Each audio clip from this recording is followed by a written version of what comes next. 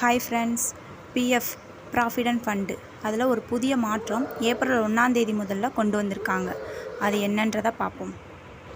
Already ஒரு கம்பெனியில் work பண்ணியிருப்பீங்க, அதில் பிஎஃப் பணம் இருக்கும்.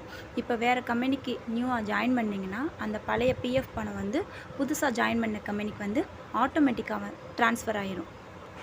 இபிஎஃப் என்றழைக்கப்படும் தொழிலாளர் வருங்கால வைப்பு நிதி அமைப்பானது, அதாவது employee provident fund organisation, PF பணம் வரவு வைக்கப்படும் அனைத்து தொழிலாளர்களுக்கும் புதிய விதியை அமலுக்கு கொண்டு வந்துள்ளது. முன்பெல்லாம் ஒரு நிறுவனத்தை விட்டு மற்றொரு நிறுவனத்திற்கு மாறும்போது பழைய நிறுவனங்கள் மூலம் பெறப்பட்ட பிஎஃப் பேலன்ஸ் தொகையை இணைக்க வேண்டிய கட்டாயம் இருந்தது. ஆனால் இனிமேல் உங்களது பழைய பிஎஃப் பேலன்ஸ் தொகையை புதிய நிறுவனத்தின் கணக்கில் இணைக்க வேண்டிய அவசியம் கிடையாது. ஆட்டோமேட்டிக் டிரான்ஸ்ஃபர் சிஸ்டம் மூலம் இந்த தொகைகள் தானாகவே இணைக்கப்பட்டுவிடும்.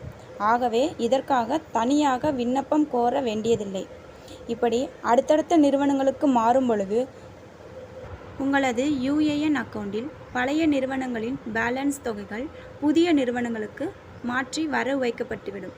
இதற்கு ஏற்ப வட்டியும் உங்களுக்கு கிடைக்கும். பிஎஃப் பயனர்களின் சிரமத்தை குறைக்க எம்ப்ளாயி ப்ராவிடென்ட் ஃபண்ட் ஆர்கனைசேஷன் இந்த மாற்றத்தை கொண்டு வந்துள்ளது. நெக்ஸ்ட்டு, ஏப்ரல் 1 முதலே இந்த புதிய விதி அமலுக்கு வந்துவிட்டதால் இனிவரும் காலங்களில் நிறுவனங்களை மாற்றினால் உங்களது யுஏஎன் அக்கௌண்ட்டை லாகின் செய்து பழைய நிறுவனத்தின் பேலன்ஸ் தொகை புதிய நிறுவனத்தின் அக்கௌண்ட்டோடு இணைக்கப்பட்டு விட்டதா என்பதை உறுதிப்படுத்திக் கொள்ளுங்கள்.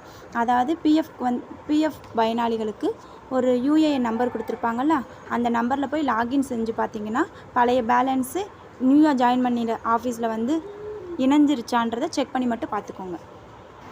நெக்ஸ்ட்டு, இதற்கு பிஎஃப் பயனர்களின் யுஏஎன் நம்பரை புதிய நிறுவனத்தில் கொடுத்து அந்த நிறுவனத்துக்கான அக்கௌண்ட்டை ஓப்பன் செய்திருக்க வேண்டும்.